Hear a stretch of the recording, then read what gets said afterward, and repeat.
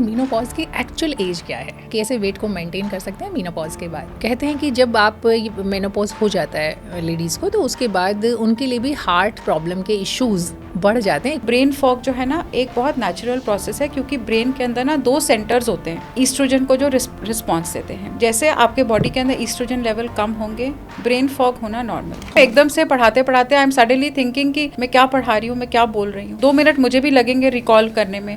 और ये एपिसोड इतना ज़्यादा मेरे साथ होने लगा कि मुझे लगा कि नहीं, now I need professional help, मुझे जाके डॉक्टर को मिलना चाहिए। जो प्री मीनोपॉजल फेज़ है उसमें कैसे खुद को तैयार करें, किस एज से, और कैसे क्या क्या चीज़ें हम अपनी डाइट में, अपनी लाइफस्टाइल में क्या चीज़ें ऐड करें ताकि मीनोपॉज जो है हमारा स्मूथ रहे। तो हेयर फॉल के लिए फिर आप क्या सजेस्ट करती हैं लोगों को? हार्मोन रिप्लेसमेंट थेरेपी जो है, इसके क्या साइड इफेक्ट हो सकते हैं? 55 ईयर्स के बाद यूजुअली पीरियड आना नॉर्मल हम लोग नहीं मानेंगे। एक तो एक्सरसाइज रूटीन में करें, साथ में अपना कैलोरिक इनटेक कम करें, मतलब कार्ब्स आप कम खाएं, प्रोटीन इनटेक ज़्यादा लें। तो कहीं ना कहीं जो सेक्सुअल रिलेशनशिप है हस्बैंड वाइफ के बीच में, उस पर उसका असर दिखने लगता है। जो भी लोग हमारे इस पॉडकास्ट को देखेंगे उनको तो आपने एक मंत्रा दे दिया है, break it up into me know pause.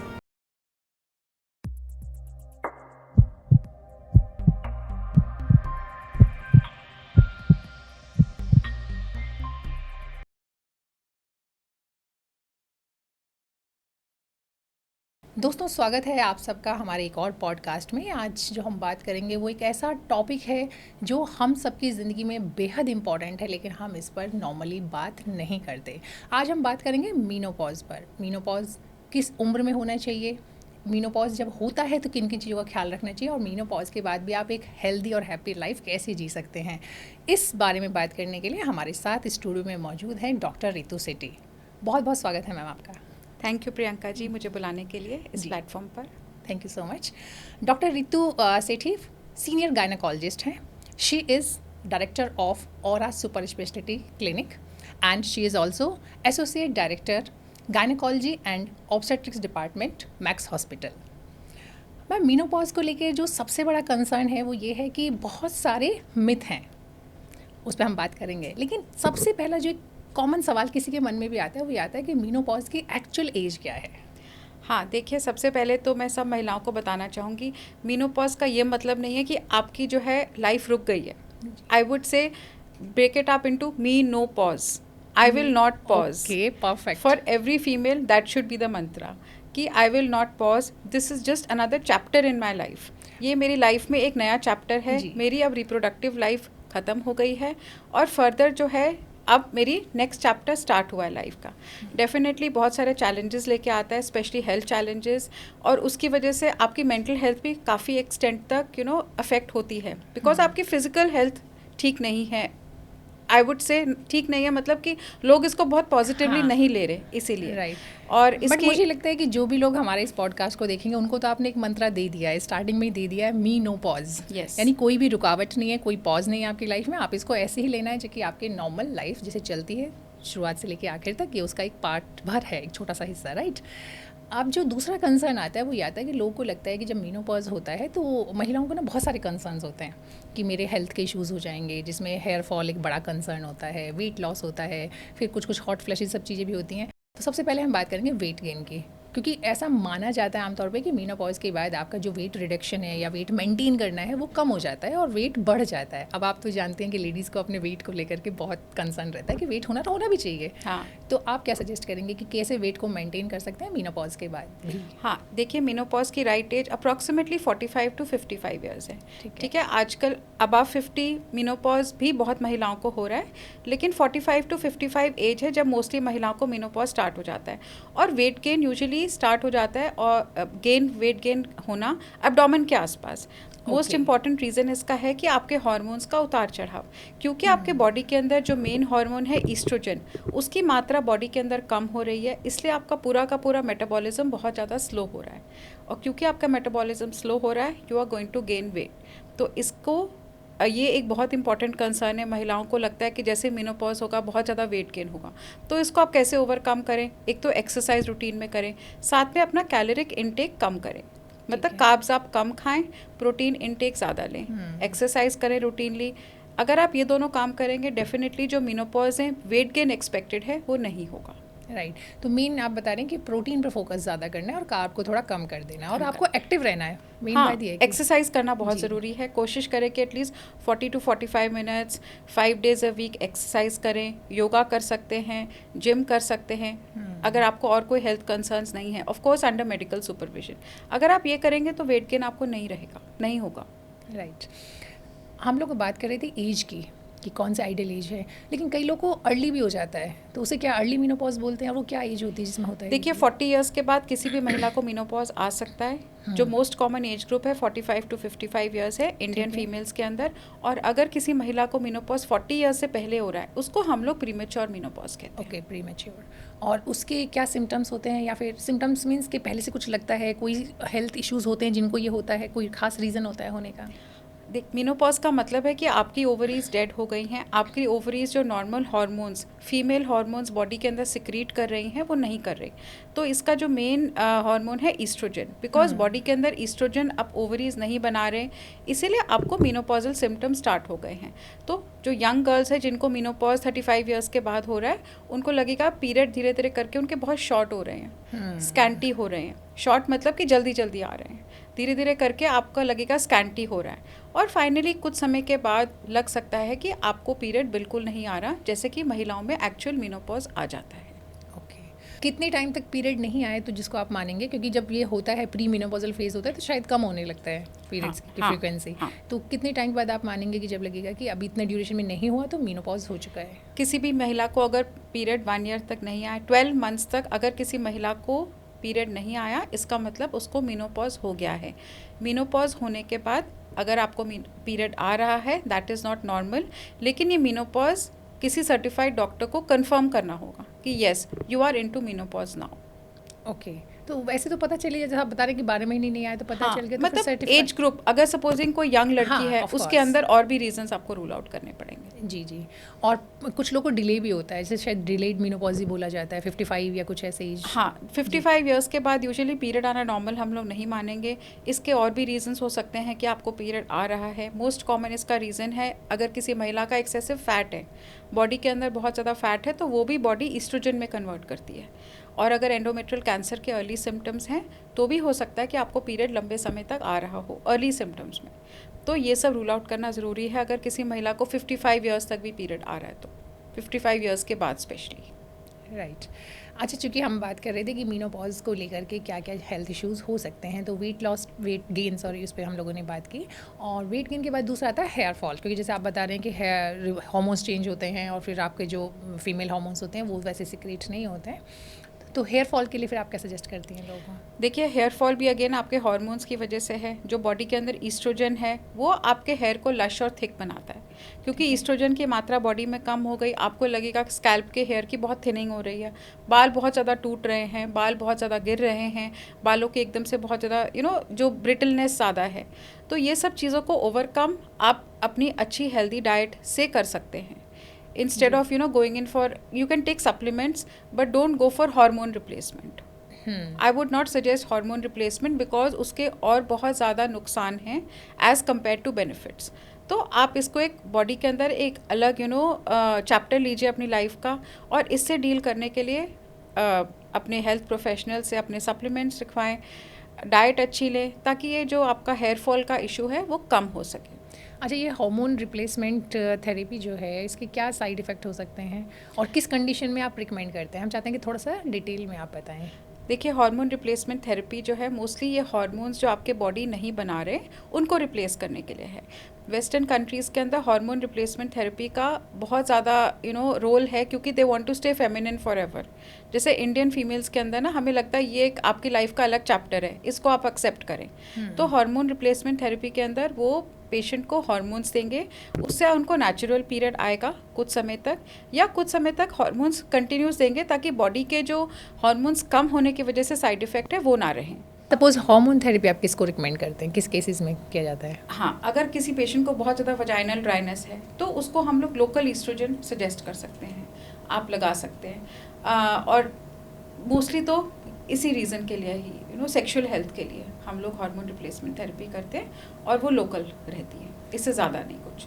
वो भी पेशेंट को हम समझाएंगे कि आप जो है इसको हफ्ते में कितनी बार आपको लगाना है, कितने समय तक लगाना उसका है। कोई साइड इफेक्ट है उसका भी? नहीं, साइड इफेक्ट इतना नहीं है, लेकिन क्योंकि वो एक्सेस नहीं कर सकते। हाँ, क्योंकि वो जो है लोकल एक्टिंग है, तो लोकल हार्मोन्स हम पेशेंट को देते हैं, लेकिन ओरल हार्मोन रिप्लेसमेंट थेरेपी आजकल हम लोग पेशेंट को नहीं लिख रहे। ओके, चलिए हार्मोन थेरेपी से अलग हम लोग वापस लौटते हैं मेनोपॉज की तरफ।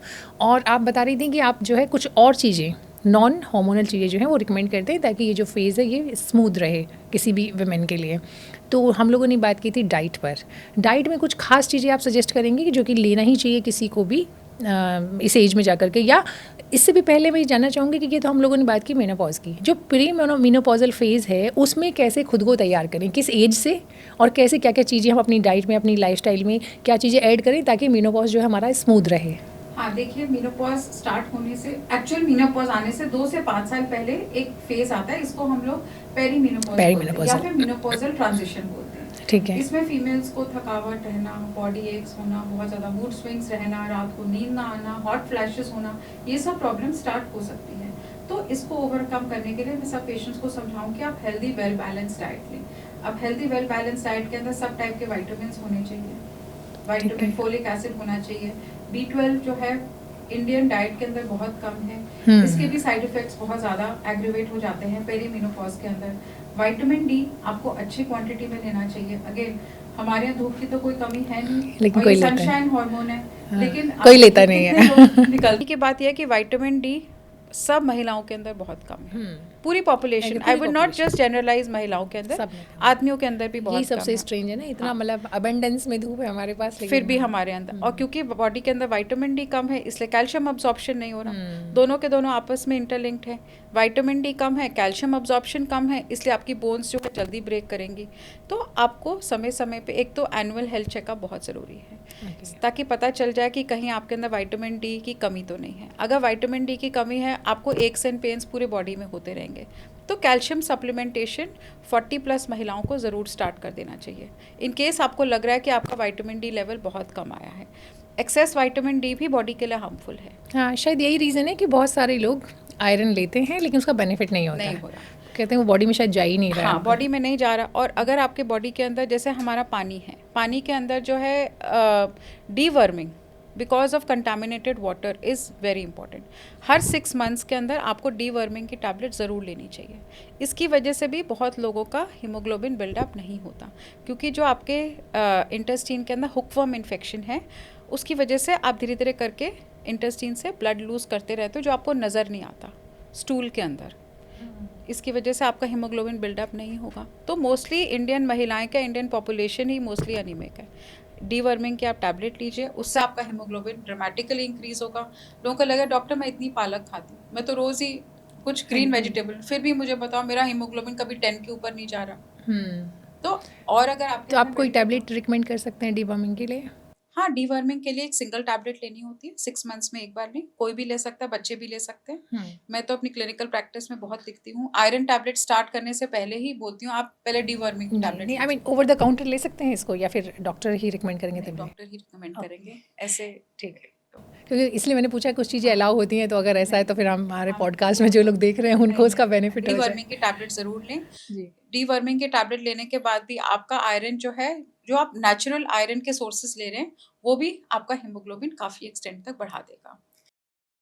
सब ये, इसका ये मतलब नहीं कि शायद आपको सप्लीमेंट लेने की जरूरत ना पड़े, लेकिन उसका एक्सटेंड कम नहीं। लेकिन पहले ऑफ कोर्स अच्छी बात ये है कि आप जो भी चीज़ नेचुरली ले सकते हैं, अपने डाइट से ले सकते हैं, तो उसका तो फिर कोई सब्स्टिट्यूट नहीं है। तो आपने आयरन के बारे में ये चीज़ तो बहुत अच्छी बताई कि आप जो है किस तरीके से, क्योंकि ये बहुत बड़ा कंसर्न होता है कि आयरन ले रहे हैं लेकिन आयरन आपकी बॉडी में एब्जॉर्व नहीं हो रहा। आई थिंक एक शायद मेडिकल कंडीशन ऐसी होती है शायद जिन लोगों की एब्जॉर्व कम होता है उनकी बॉडी में, एम आई राइट? तो थैलेसीमिया बोलते हैं। अच्छा, थैलेसीमिया में होता है, किसी और कंडीशन में भी होता है? क्योंकि मुझे किसी ने कभी बोला था, डॉक्टर ने ही, किसी ने। मोस्टली थैलेसीमिया के अंदर क्या होता है, आप जितना भी आयरन ले लें, वो आपकी बॉडी के अंदर हीमोग्लोबिन बनता ही नहीं, क्योंकि आपके बॉडी के अंदर एक हीमोग्लोबिन जो है उसका जो स्ट्रक्चर है वो डेफिशिएंट है। क्योंकि आपका स्ट्रक्चर डेफिशिएंट है, इसलिए आप जितना मर्जी आयरन, उनको आयरन भी हम बहुत सोच समझ के लिखते हैं कि सिर्फ मेंटेनेंस के लिए। और for a thalassaemia minor patient मेरे लिए 9 से 10 हीमोग्लोबिन में बोलूँगी बहुत अच्छा है। इससे ज़्यादा आपको कुछ करने की ज़रूरत नहीं है। आयरन में भी शायद कुछ कैटेगरीज होती हैं जिसमें आई थिंक कोई बहुत बेटर एब्जॉर्ब होता है, या शायद अब मैं भूल गई उस टर्म को क्या बोलते हैं, मुझे किसी ने कभी रिकमेंड किया था कि ये वाला आयरन जो होता है ये बेटर है, इसका एब्जॉर्प्शन ज़्यादा होता है, but now I am not iron recalling. बहुत सारे टाइप्स का है, फेरस फ्यूमरेट है, अस्कॉर्बेट है, ठीक है, जो आपकी बॉडी के अंदर अब्जॉर्ब होता है। लेकिन ना सब आयरन्स के अपने अपने ड्रॉबैक्स हैं। जो बहुत जल्दी अब्जॉर्ब होगा उससे आपको गैस्ट्रिक इफेक्ट ज़्यादा आएंगे, क्योंकि बॉडी के अंदर जितना रैपिडली आयरन जाएगा उसके साइड इफेक्ट ज़्यादा होंगे। गैस्ट्रिक मतलब आयरन आप टॉलरेट नहीं कर पाएंगे, तो लूज मोशन वगैरह के चांसेस ज़्यादा हैं। तो ये मैं देखती हूँ, इंडिविजुअल बेस्ड ही मैं आयरन सप्लीमेंट लिखती हूँ कि जो मुझे लगता है कि पेशेंट का प्रोफाइल, हाँ अगर आपने हफ्ता 10 दिन खा ली, आपको लूज मोशन नहीं है, आपको इतना ज़्यादा नोजिया सेंसेशन नहीं है, तो आप इसको करिए। क्योंकि मोस्टली आयरन सप्लीमेंटेशन लोग तो प्रेगनेंसी में ही स्टार्ट करते हैं। मुझे बताइए रूटीन में कितनी महिलाएं आयरन लेती हैं, या जिनको हैवी ब्लीडिंग है, बहुत थकान हो रही है, डॉक्टर देखिए आयरन, कहीं हीमोग्लोबिन देखें कम है, उनको आयरन रूटीन में, तो आप इंडियन फीमेल्स कहाँ लेती हैं आयरन सप्लीमेंटेशन, राइट। तो एक CBC, एक कंप्लीट ब्लड काउंट करना तो आई फील कि हर एक एज पे ज़रूरी है, specially after the age of 40। Right. नहीं अभी आपने ये तो कंसर्न है ही हम लोग की सोसाइटी का कि नॉर्मली लोग या दो चीज़ें करते हैं, टेस्ट वेस्ट तो कराते हैं यूजुअली नहीं है, और उसके बाद क्या होता है कि खुद से जाके ओवर द काउंटर, खासकर सप्लीमेंट्स की अगर हम बात करें, इसीलिए मैंने पूछा था कि कौन सा, क्योंकि लेते तो लोग हैं, अब उसमें से कौन सा सेफ हो सकता है जिसे लेना, कि जो कोई भी ले सकता है इवन डॉक्टर की एडवाइस के बिना भी, तो वो मैं जानना चाहती थी, क्योंकि जो सबको सूट कर जाए ऐसा कुछ नहीं, ऐसा कोई ना, आयरन इंडिविजुअलाइज्ड है, हमेशा आयरन टैबलेट्स इंडिविजुअलाइज्ड होते हैं पेशेंट का प्रोफाइल देखकर। अच्छा, तो आप आयरन सप्लीमेंटेशन ये नहीं है कि XYZ ब्रांड जो है सबको सूट कर जाएगी, क्योंकि हर एक के अंदर कंपोनेंट अलग है।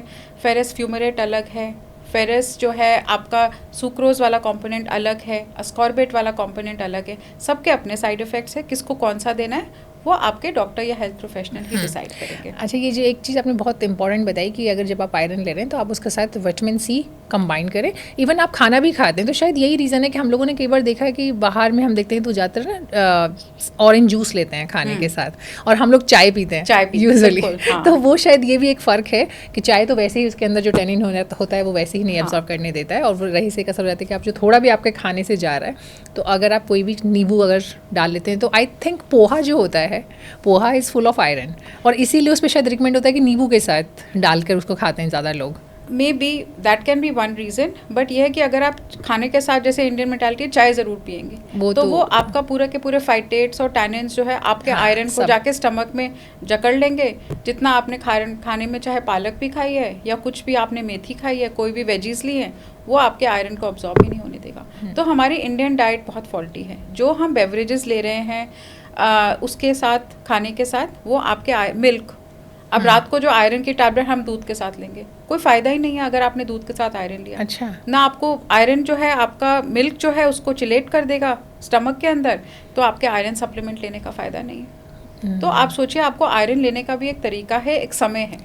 अच्छा, तो अब चूंकि आपने आयरन पे तो बहुत अच्छे से बताया, आप विटामिन B12 का भी ऐसा कुछ होता है कि या उसको कभी भी ले सकते हैं किसी विटामिन B12 आप कभी भी ले सकते हैं, विटामिन B12 का नहीं है। लेकिन अगेन विटामिन B12 जैसे मैंने बताया ना, बॉडी के अंदर स्टोर होता है, आयरन भी बॉडी के अंदर स्टोर होता है, तो अपने टेस्ट करा के ही विटामिन B12 लें। लेकिन डेफिनेटली इंडियन डाइट के अंदर B12 डेफिशिएंसी कम ही आता है। जितने लोग जो टेस्ट कराते हैं रेगुलर, वो लोग अक्सर मतलब ये आता ही है कि कम है, और कम नहीं भी तो लोअर साइड तो फॉर श्योर जो उसका आपका पैरामीटर है उसमें कम है। ठीक है। और तीसरा आता है आपका कैल्शियम, खासकर विमेन के लिए हम लोग बात करते हैं, तो एक तो वैसे ही एज के साथ, और दूसरा जो हार्मोन चेंजेस इतने सारे होते हैं, प्लस एवरी मंथ आपका इतना सारा ब्लीडिंग। तो मैं कैल्शियम के लिए भी जानना चाहती थी कि कैल्शियम कोई भी ले सकता है, क्योंकि कैल्शियम को लेके भी अगेन अब ये मिथ है या रियलिटी आप बताएंगे कि कई बार लोग कहते हैं कि ज़्यादा कैल्शियम अगर आप खाते हैं तो वो डिपॉजिट हो जाता है स्टोन्स के रूप में। कैल्शियम देखिए, इनटेक भी आपको जो है अपनी डिस्क्रिप्शन पे ही लेना होगा। विटामिन D लेवल अगर आपका कम है, आपके अंदर बॉडी के अंदर कैल्शियम का लेवल कम रहेगा। कैल्शियम की टैबलेट मैं प्रेफर करती हूँ, पेशेंट्स को बोलती हूँ आप ब्रेकफास्ट के बाद लीजिए, मील के बाद लीजिए, उससे आपको कैल्शियम के साइड इफ़ेक्ट कम रहेंगे। और कैल्शियम एक्सेस में नहीं लेना, क्योंकि उसके और नुकसान रहेंगे। तो हमेशा अपना ये टेस्ट कराने के बाद ही आप B12, आप विटामिन D या कैल्शियम लें। प्रेगनेंसी के अंदर कैल्शियम सप्लीमेंटेशन सबके लिए रिकमेंडेड है। एक पर्टिकुलर एज के बाद कैल्शियम सप्लीमेंट रिकमेंडेड है, क्योंकि आपकी बॉडी के अंदर कैल्शियम अब्जॉर्प्शन नहीं हो रहा, स्पेशली 40 के बाद आपकी बॉडी जो है डाइट से कैल्शियम इतना अब्जॉर्ब नहीं कर पा रही, तो कैल्शियम सप्लीमेंटेशन लेना है आपको। एवरी 3 मंथ 3 मंथ फिर एक ब्रेक ऐसे कुछ आप ले सकते हैं, 3 मंथ्स लेके आप ब्रेक ले सकते हैं, ताकि आपको बॉडी एक्स और ये सब प्रॉब्लम ना रहे। राइट, लेकिन कैल्शियम का ऐसा ओवरडोज वाला भी कोई कंसर्न होता है? कैल्शियम ओवरडोज, हाँ, कैल्शियम बहुत ज़्यादा नहीं हम पेशेंट्स को रिकमेंड करते।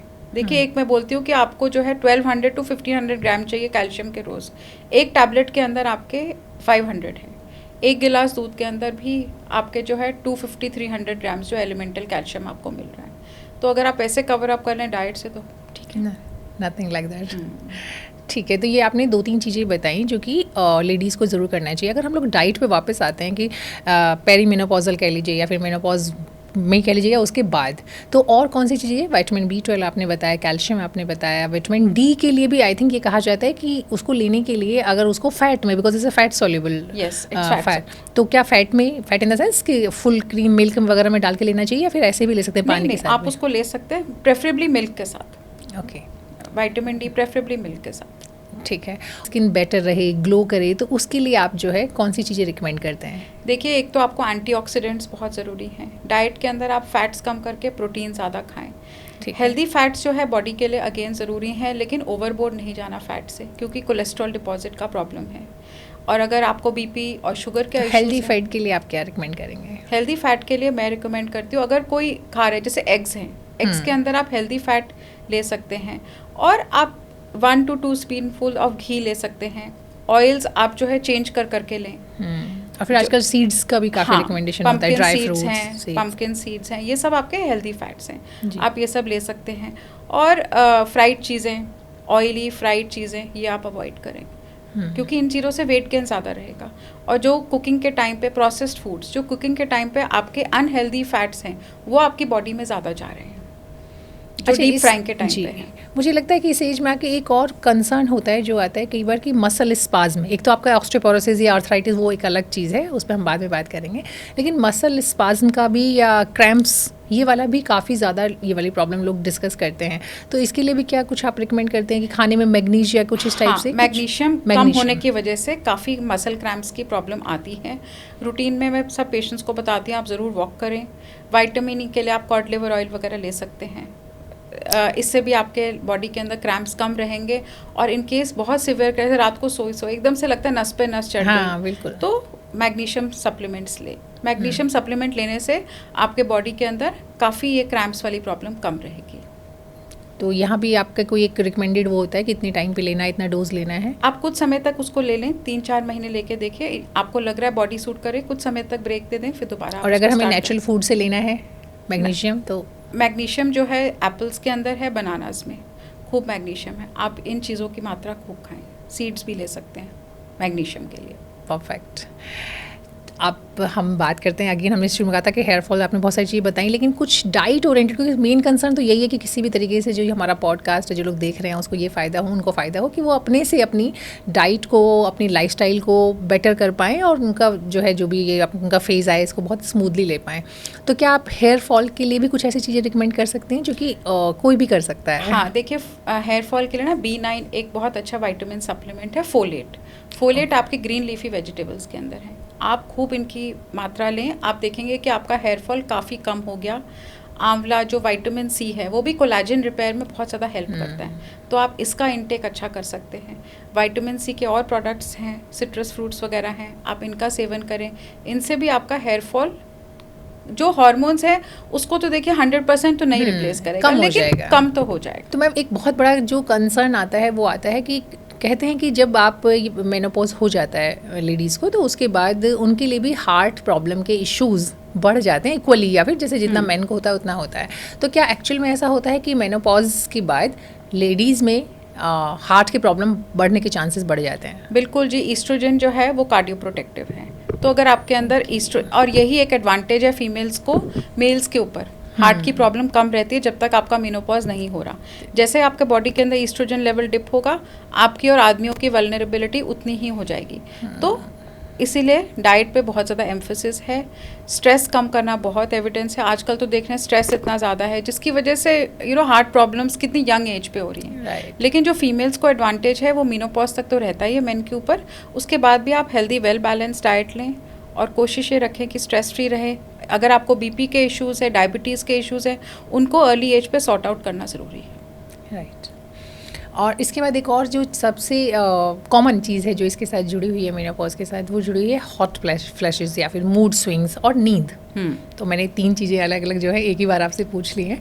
तो हॉट फ्लैशेस के लिए क्या करना चाहिए, कुछ किया जा सकता है कि क्योंकि कई बार बड़ा सुना है कि बड़ी अजीब सी कंडीशन हो जाती है। हाँ, और आपको समझ नहीं आता। देखिए जो हमारे पास आते हैं पेशेंट प्रोफाइल, उनको सबसे इम्पोर्टेंट, सबसे main concern rather I would से हॉट फ्लैशेस, कि आप सडनली, आजकल मोस्टली फीमेल्स वर्किंग हैं, आप सडनली किसी मीटिंग में बैठे हुए हैं and you are drenched in sweat, imagine how embarrassing it is. अभी एक सीरीज आई थी थोड़ा टाइम पहले, और उसमें ये दिखाया गया था उसमें कि जो उनकी लीड थी, और उसमें वो एकदम से सडनली वो मतलब she was like quite high profile lady और बैठी हुई है मीटिंग के अंदर, और वो इतना अजीब उसे फील होता है। तो वो था जिसे देख के लगता था कि yes it's a big concern. Yes, it और इज। वो काफ़ी दिखाया उसको कि वो जा रही है वॉशरूम में, जा रही है एंड कोशिश कर रही है कि किसी तरीके से नॉर्मलाइज करे खुद को और ये सब कुछ, राइट। तो हॉट फ्लैशेस ना ट्रिगर ऑफ होते हैं स्ट्रेस से बहुत ज़्यादा। अगर आप स्ट्रेस कम करेंगे, आपके हॉट फ्लैशेस खुद ही कम हो जाएंगे।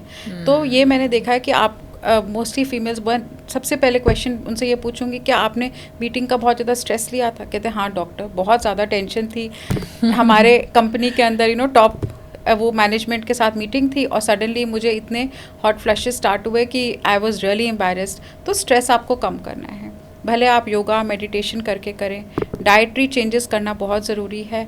और हॉट फ्लैशेस कम करने के लिए ना आप जो है अपनी क्लोथिंग के में भी थोड़ा सा और ज़्यादा अच्छा। ध्यान दें, ताकि जब भी आपको लगे कि आपको हॉट फ्लैश आ रहा है, थोड़ी लेयर्ड क्लोथिंग पहने, लूज फिटिंग क्लोथ्स पहने, ताकि रात में आप बैठे हुए घर पे बहुत डिस्कम्फर्ट रहेगा, एकदम से आपको लगेगा you are drenched in sweat. Night sweats ही बहुत कॉमन है, क्योंकि ना बॉडी जो है आपका ईस्ट्रोजन जो डिप हो रहा है, सडनली आपका जो बॉडी का रेगुलेटिंग पार्ट है वो उसको अडेप्ट नहीं कर पाता, इसीलिए एकदम से हॉट फ्लैश आता है। तो क्लोथिंग का थोड़ा सा आप करें, और अपने बॉडी के अंदर स्ट्रेस फैक्टर्स आप जितने कम करेंगे उससे आपके हॉट फ्लैशेस भी कम होंगे। चाय और कॉफ़ी का सेवन करने से भी कम होते हैं हॉट फ्लैशेस। तो जो आदत है इंडियन मेंटालिटी में ना, हर 2-3 घंटे में चाय पी लेते हैं। हाँ, तो चाय या कॉफ़ी, Right. स्पाइसी फूड्स कम खाने हैं, इनसे भी हॉट फ्लैशेस बहुत प्रोवोक होते हैं। तो आप कुछ चीज़ ऐड भी करेंगे कि ये खाना है, जैसे नहीं खाना? एंटीऑक्सीडेंट्स खाएं, एंटीऑक्सीडेंट्स खाएं बॉडी के अंदर जो ना, आप उसके बताइए हमें कि कहाँ से मिलेगा एंटीऑक्सीडेंट, सबको तो नहीं पता होता है। सीड्स वगैरह हैं जो एंटीऑक्सीडेंट्स है, फ्लैक्स सीड्स हैं, पम्पकिन सीड्स हैं, चिया सीड्स हैं। डाइट के अंदर coloured, it should be, your diet should be a variety of colored foods, right, which is going to give you a lot of good antioxidants, and most important is take good sleep. If you are not sleeping well, your hot flushes are going to increase. आप देखो, आपने sleep की बात की है, तो sleep तो फिर अगेन इससे जुड़ा हुआ है कि पेरी मेनोपॉजल बात करें या फिर मेनोपॉज की बात करें, दोनों ही सिचुएशन में जो है, दोनों ही कंडीशन में नींद आपकी डिस्टर्ब होती है।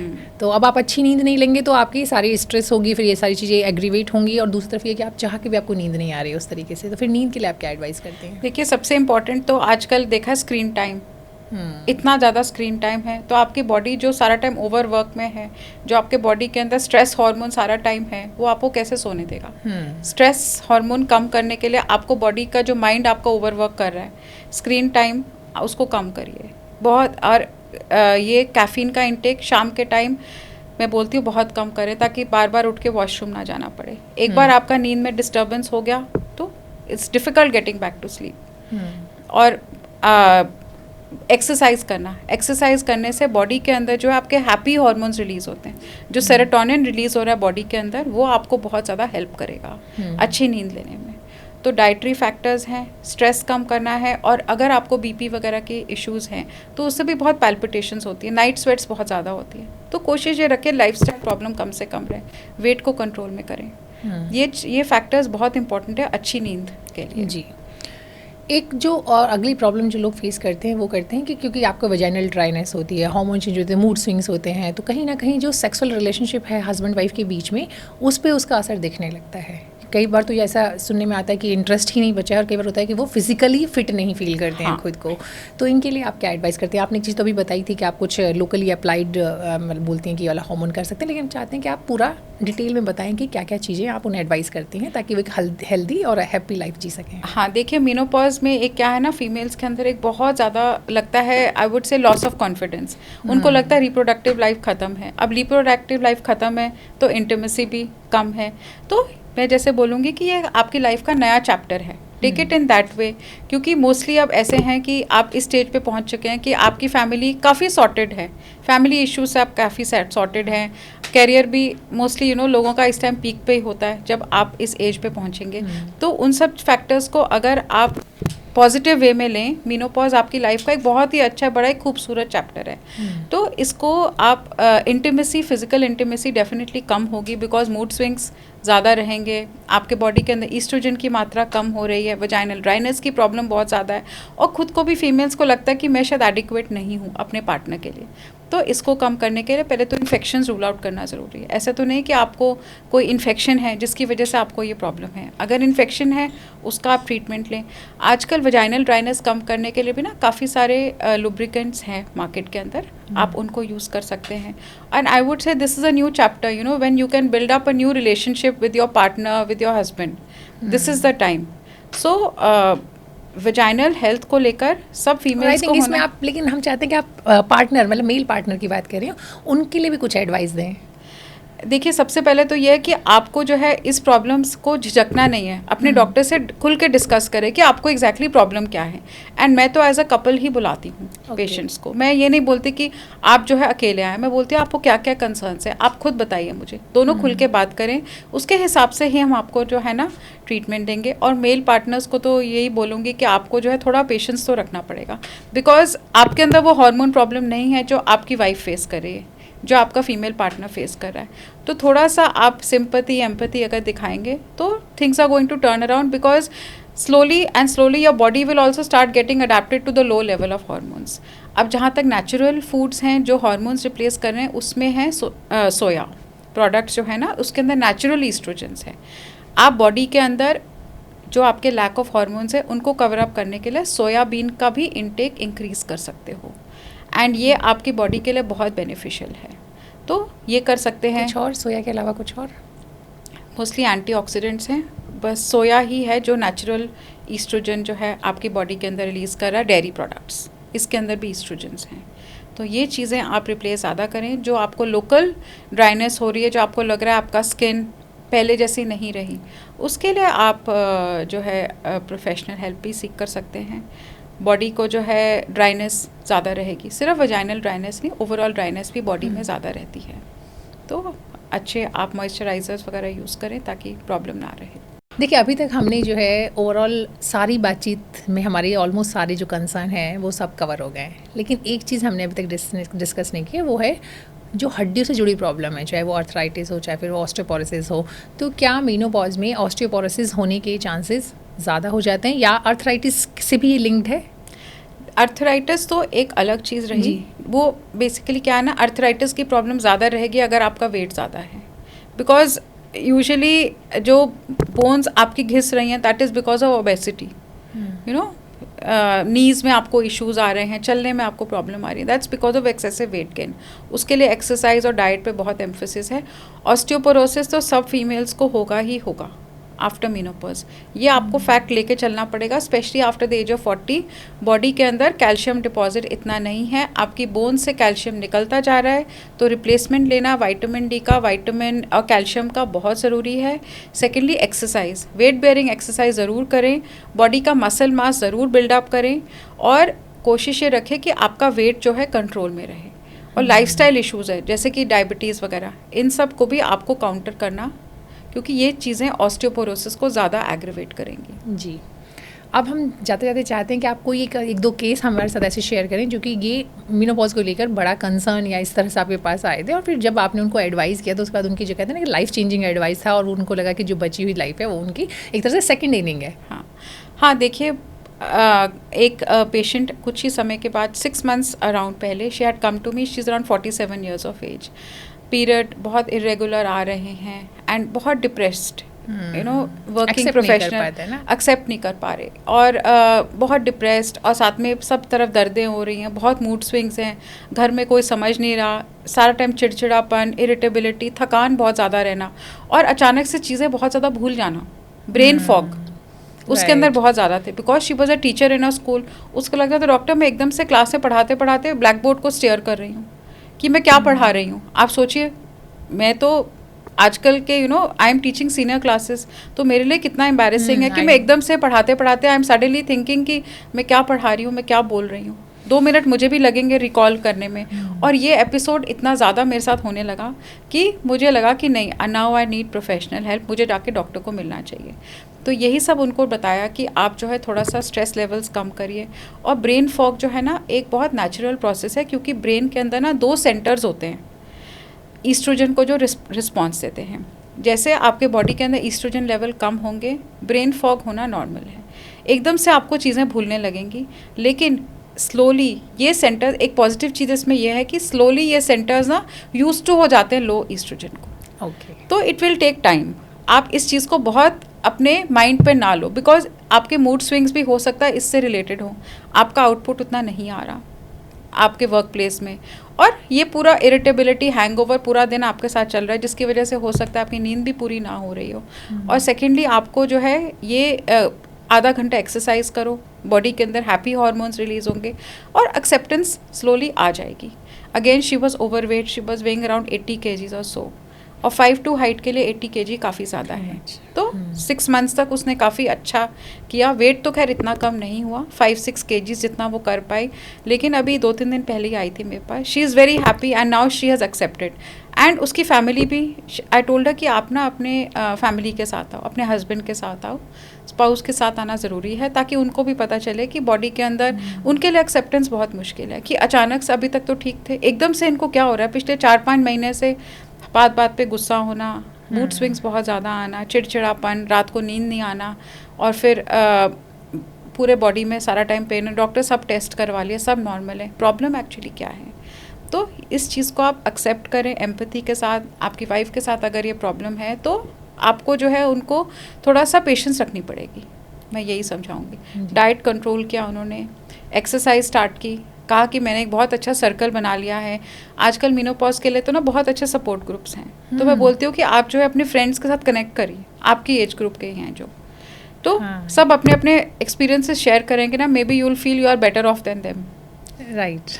तो उससे भी उसको बड़ा पॉजिटिव लगा कि हाँ, मेरी उस फ्रेंड को साथ तो ये प्रॉब्लम थी, मेरे साथ तो नहीं है, तो आई एम बेटर ऑफ. तो धीरे धीरे करके वो पॉजिटिविटी आई, एंड उसको खुद को लग रहा है कि अब मुझे काफ़ी बेटर हूँ, बेटर परफॉर्म कर पा रही हूँ अपने वर्क प्लेस पे, घर पे. And slowly things are getting back into place. So like I said, it's just a transition, it's another chapter of your life. बस एक रिप्रोडक्टिव लाइफ ख़त्म होके एक नए चैप्टर में घुसना, थोड़ा सा एक नया चैलेंज आता है. जैसे एक बोलूँगी ना, एक बम्प आ रहा है आपके जो है ड्राइव में, बस उस बम्प को आप स्मूथली क्रॉस करें, और आपके लिए तो it's all good going later on. जी नहीं, चलिए, बहुत अच्छा लगा आपसे बात करके. और सबसे बड़ी बात है कि आपने शुरुआत में ही हमें जो एक पंच लाइन दिया है, आई थिंक वो मुझे लगता है कि वो that is the best outcome हमारी जो आज की बातचीत है या जो पॉडकास्ट है. मी नो पॉज, यानी कोई आपका पॉज कहीं होना ही नहीं है लाइफ में. आप इसको ये मत सोचिए कि कहीं किसी भी तरह की रुकावट या प्रॉब्लम, एक छोटा सा, जैसे आपने बताया कि एक जो जर्नी है उसके बीच एक छोटा सा बम्प है, और फिर आप स्मूथली क्रॉस कर जाएंगे.